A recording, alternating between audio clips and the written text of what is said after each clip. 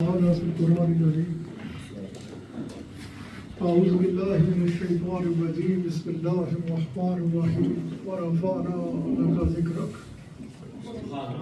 صدق الله وصدق رسوله النبي الكريم ونحن على ذلك من الشاهدين والشاكرين والحمد لله رب العالمين. تعریف اللہ وحدہ لا شریک له، اسی کی خاطر اسی کو سجدی ہے، اسی کے لیے لائق ہے، جس کے سوا کوئی عبادت کے لائق نہیں، جو بڑا مہربان ہے، بہت کریم ہے، حد سے زیادہ نوازنے والا، کرم فرمانے والا، توبہ کو قبول فرمانے والا، گناہوں کا معاف فرمانے والا، درجات کا بلند فرمانے والا، بے پناہ بلند و والا شان والا بادشاہ کہ جس کے فضل و کرم کی نہ تو کوئی انتہا تھی، نہ ہے اور نہ ہو سکتی ہے، جس کا فضل اس کے غضب کے اوپر حاوی ہے، جس کے کرم کے ساتھ سارے معاملات مشروط ہیں، کہ جسے وہ دینا چاہے کوئی روک نہیں سکتا، اور جسے وہ روک دے کوئی دے نہیں سکتا. اور بے پناہ درود و سلام ہمارے آقا و مولا، ہماری جانوں کے بادشاہ، حاضر و ناظر، مختار کل، اللہ کریم کے حبیب صلی اللہ علیہ وآلہ وسلم کی ذات اعلیٰ کے اوپر، جن کے مقام کو، جن کی شان کو اور جن کی حقیقت کو آپ کے رب کے علاوہ کوئی اور جانتا نہیں. یہ درود و سلام بھیجتا ہے تو اللہ کریم جن کی آنے والی آن کو پہلی آن سے بلند کر فرما رہا ہے، تو اللہ کریم جن کے چہرہ مبارک کو ہر وقت، ہر لحظہ، ہر آن اپنی نگاہوں کا محور و مرکز بنا کے رکھے ہوئے ہے، تو اللہ کریم جن کے ذکر پاک کو خالصتاً آپ ہی کی خاطر بلند فرمانے کا اعلان فرمائے، تو اللہ کریم جن کی اطاعت کو اپنی اطاعت قرار دے، تو اللہ کریم اور جن کی اتباع کو اپنی عبادت، اپنی بندگی قرار دے، تو اللہ کریم. اور ہم سب کو ہر وقت، ہر لحظہ، ہر آن اپنے مولا کریم سے یہی دعا مانگنی چاہیے کہ ہمارے کریم رب ہم سب کے حال پہ رحم فرما، کرم فرما، احسان فرما، اور ہم سب کو اپنے حبیب صلی اللہ علیہ وآلہ وسلم کی ایسی کامل اتباع نصیب فرما کہ جو ذریعہ بن جائے ہم سب کے لیے اپنے آقا علیہ الصلوۃ والسلام کی خوشنودی کو پاتے ہوئے اپنے رب کی رضا کو حاصل کرنے کا. کہ کامیاب بھی اگر کسی چیز کا نام ہے تو صرف اور صرف ایک چیز کہ ہم اپنی زندگی کے مقصد کو سمجھتے ہوئے، اپنے رب کے اس فرمان کو یاد رکھتے ہوئے کہ تمہاری پیدائش کا مقصد صرف اور صرف ایک ہے کہ تم دنیا میں ایسی پاکیزہ، ایسی خالص عبادت میں زندگی گزارو کہ کل جب میرے پاس آنا ہو تو اس حال میں آؤ کہ تمہیں میری طرف سے یہ خوشخبری ملے کہ اے بندے آ میرے پاس اس حال میں کہ تو مجھ سے خوش اور میں تجھ سے خوش، میں تجھ سے خوش اور تو مجھ سے خوش. اسی اتباع رسول مقبول صلی اللہ علیہ وآلہ وسلم کے حوالے سے قبلہ مفتی صاحب نے خوبصورت خطاب فرمایا. عاشق حسین صاحب نے بڑے درد کی بات کی کہ ہمیں اپنی اولادوں کی تربیت کرنی چاہیے. رسول اللہ صلی اللہ علیہ وآلہ وسلم آپ علیہ السلام آپ لوگوں کا فروغ ہے. آپ صلی اللہ علیہ وآلہ وسلم نے صحابہ کرام رضوان اللہ تعالیٰ علیہ اجمعین سے فرمایا کہ تم کس چیز کے بارے میں گمان کرتے ہو کہ یہ تم نے بہترین وراثت اولاد کے لیے چھوڑی ہے. صحابہ کرام رضوان اللہ تعالیٰ علیہ اجمعین نے دربار رسالت مآب صلی اللہ علیہ وآلہ وسلم میں عرض کی کہ یا رسول اللہ صلی اللہ علیہ وآلہ وسلم، ہمارا باپ اور ماں آپ پہ قربان، کھجوروں کا باغ آپ علیہ الصلوۃ والسلام نے کہا کہ بہت اچھا ہے، اگر چھوڑ سکو تو ضرور کھجوروں کا باغ چھوڑو، لیکن میرا سوال ہے کہ بہترین وراثت. کسی نے اونٹوں کی عرض کی، آپ علیہ الصلوۃ والسلام نے کہا کہ ہو سکے تو ضرور اونٹ چھوڑ کے جاؤ وراثت میں، لیکن میرا سوال ہے بہترین وراثت. کسی نے سامان تجارت کے بارے میں، کسی نے بکریوں کے بارے میں، غرض کے صحابہ کرام رضوان اللہ تعالیٰ علیہ اجمعین نے دربار رسالت آپ صلی اللہ علیہ وآلہ وسلم نے عرض کی کہ یا رسول اللہ صلی اللہ علیہ وآلہ وسلم، ہمارا باپ اور ماں آپ پہ قربان، سامان تجارت، کھجوروں کا باغ، اونٹ، بکریاں۔ آپ علیہ الصلوۃ والسلام آپ نے کہا کہ ہو سکے تو ضرور چھوڑ کے جاؤ، لیکن میرا سوال ہے بہترین وراثت۔ صحابہ کرام رضوان اللہ تعالیٰ علیہ اجمعین نے دربار رسالت آپ صلی اللہ علیہ وآلہ وسلم میں عرض کی کہ یا رسول اللہ صلی اللہ علیہ وآلہ وسلم، ہمارا باپ اور ماں آپ پہ قربان، کرم فرمائیے، احسان فرمائیے، آپ ہمیں بتلائیے کہ بہترین وراثت ہم کون سی چھوڑ کے جا سکتے ہیں۔ آپ علیہ الصلوۃ والسلام نے فرمایا کہ وہ تربیت ہے۔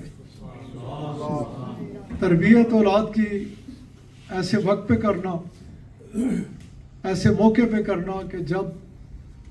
وہ کلی سے پھول بھر رہا ہو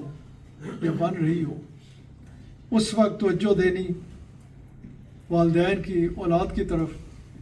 دھیان رکھنا کہ وہ اپنے شب و روز کس انداز سے گزار رہا ہے، کیا وہ اس کے وسائل پہ نظر رکھنی، اس کے معاملات پہ نگاہ رکھنی کہ وہ دنیا میں زندگی کس انداز سے گزار رہا ہے، کیا وہ ڈرگس کی دنیا میں تو نہیں جا رہا، کیا وہ جرائم کی دنیا میں تو نہیں جا رہا۔ وہ وقت اس کا دھیان رکھنا، اس کا خیال رکھنا، وہ ہماری اہم ترین ضرورت اور ہمارے فرائض میں سے ہے۔ آقا علیہ الصلوۃ والسلام کے فرمان مبارک کے عین مطابق ہم اس میں جب کوتاہی کرتے ہیں،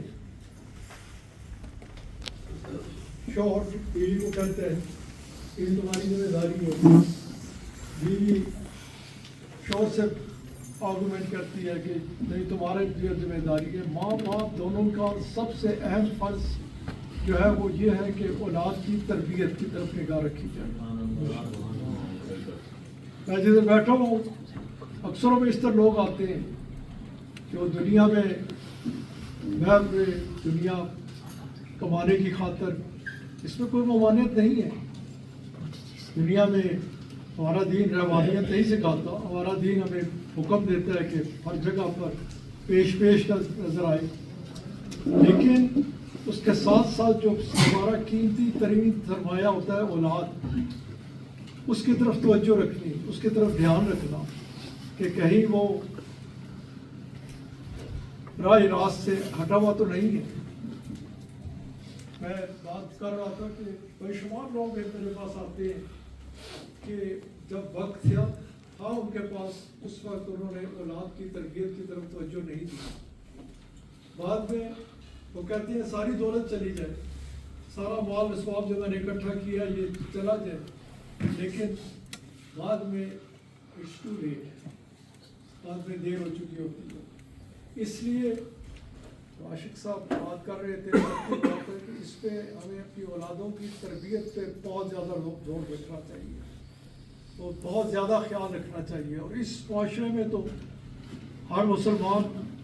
اپنے دین کا ایمبیسڈر ہے، اس کے اپنے معاملات وہ ایک بہترین سٹیزن کے طور پہ نظر آنا چاہیے، اپنے اسلام کا بہترین سفیر بن کے نظر آنا چاہیے، اور اس کے معاملات ایسے ہونے چاہیے کہ کوئی اس کی جانب اس انداز سے انگلی نہ اٹھا پائے کہ یہ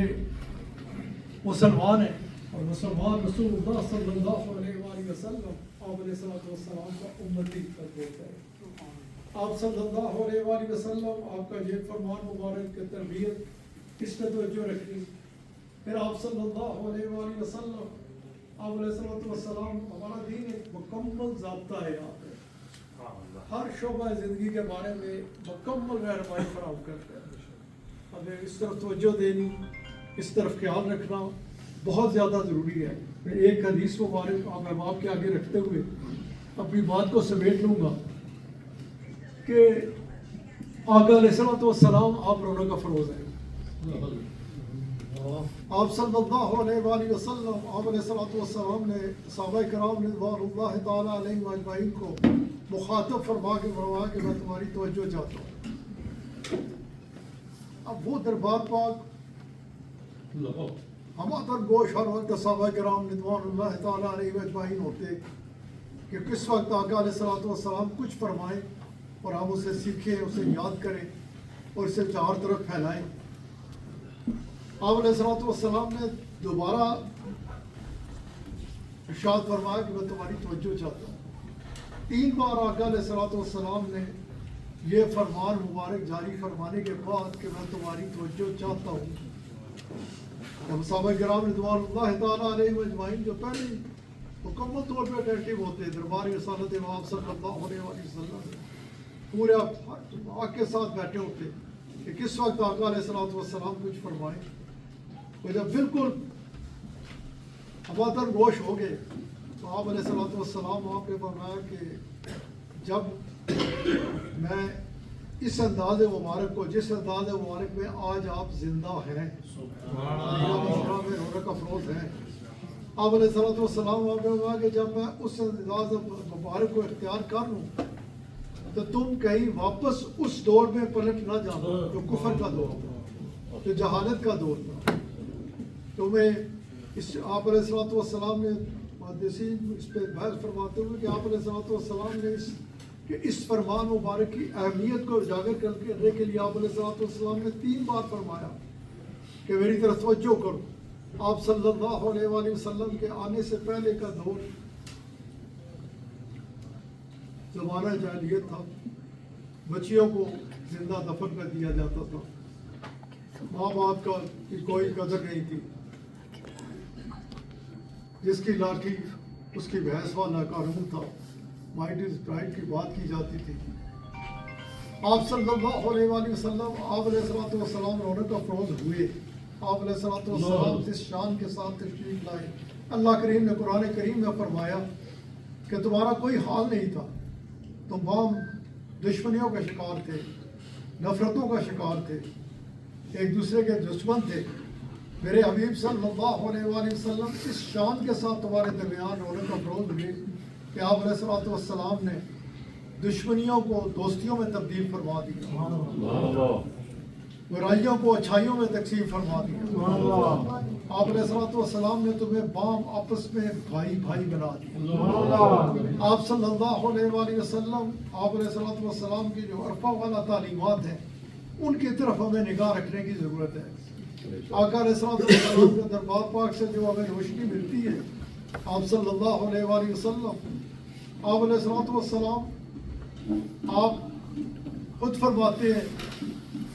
کہ اللہ سے محبت کرو کہ وہ تمہیں نعمتیں سے نوازتا ہے, اور مجھ سے محبت کرو کہ جو تمہیں نعمتوں سے نوازنے والا ہے وہ مجھ سے محبت فرماتا ہے. آپ صلی اللہ علیہ وآلہ وسلم آپ کے ساتھ محبت, یہ آقا علیہ الصلوۃ والسلام کا فرمان مبارک ہے کہ تم اس وقت تک صاحب ایمان نہیں ہو سکتے جب تک مجھے اپنی جان سے, مال و اسباب سے, اپنی اولاد سے, اپنے عزیز و اقارب سے, اپنے ماں باپ سے بڑھ کر مجھ سے پیار نہیں کرتے. آپ علیہ الصلوۃ والسلام کی محبت کا دعویٰ کرنے والا اس کے لیے پھر اس کے دلیل پیش کرنی ہوتی ہے کہ آقا علیہ الصلوۃ والسلام کے ساتھ جب میں محبت کرتا ہوں تو جب یہ اعلان کرے تو پھر وہ واپس آقا علیہ الصلوۃ والسلام اسے سوسائٹی میں بھیجتے ہیں کہ آپ سوسائٹی میں جا اور بتا کہ جو میرے ساتھ محبت کرتا ہے وہ اس کا قاعدہ کس طرح کا ہوگا. ماں باپ کی بات ہو تو آپ علیہ الصلوۃ والسلام فرماتے ہوئے نظر آتے ہیں کہ تم ماں باپ کو اچھی نظر سے دیکھو گے, محبت سے دیکھو گے, پیار سے دیکھو گے,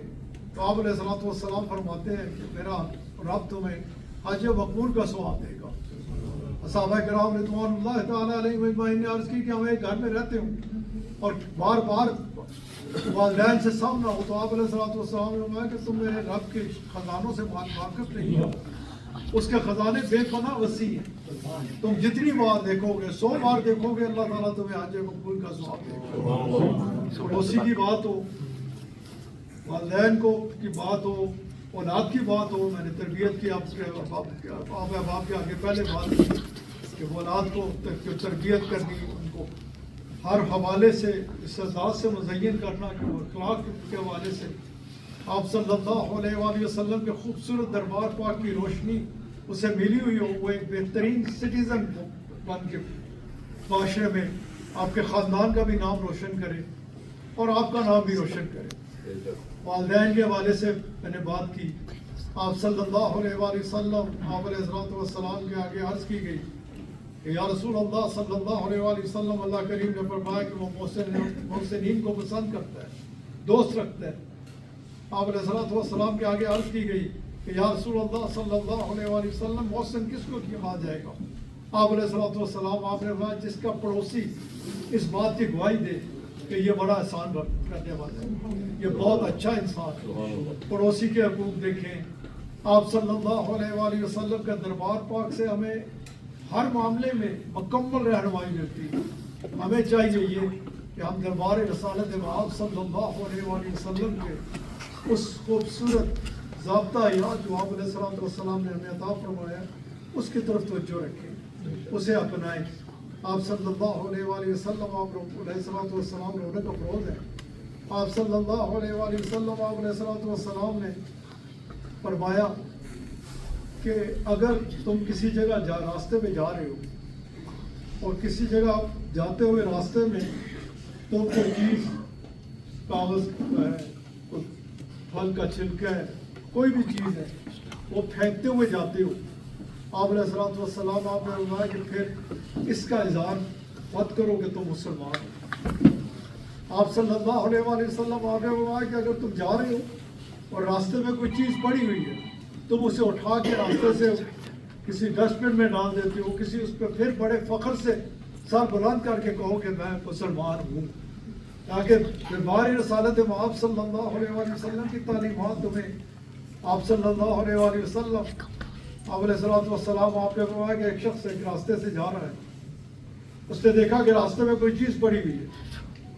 پہلے اس نے سوچا کہ میں اس سے بچ کے گزر جاؤں، کیلے کا چھلکا ہے، اس کے اوپر میرا پیر آ سکتا ہے۔ ایک حدیث مبارک میں ہے کہ کانٹوں کی جھاڑی ہے، آپ علیہ السلام فرماتے ہیں کہ اس سے کانٹوں کی جھاڑی کو اس خیال سے ادھر سے مخلوق خدا کا گزر ہوتا ہے، اٹھا کے راستے سے اٹھا کے ایک طرف رکھ دیا۔ آپ علیہ السلام فرماتے ہیں کہ اس شخص کے گناہوں کا یہ عالم تھا کہ پہاڑوں کی مانند اس سے گناہ نہ سکے۔ آپ علیہ السلام فرماتے ہیں کہ راستہ صاف کرنے کے بعد، مخلوق خدا کے لیے راستے کو صاف کرنے کے بعد اس سے قدم کو اٹھایا، اس کا قدم زمین پہ بعد میں پڑا، میرے رب نے اس کے تمام گناہوں کو معاف کیا۔ ایک پریکٹسنگ مسلم بیٹا اس ماحول میں، اس معاشرے میں تو آپ سب کو بہت زیادہ ضرورت ہے، پاکستان میں بھی اسی طرح ضرورت ہے، لیکن آپ پہ غیر مسلم کنٹری میں رہتے ہیں، آپ کا وجود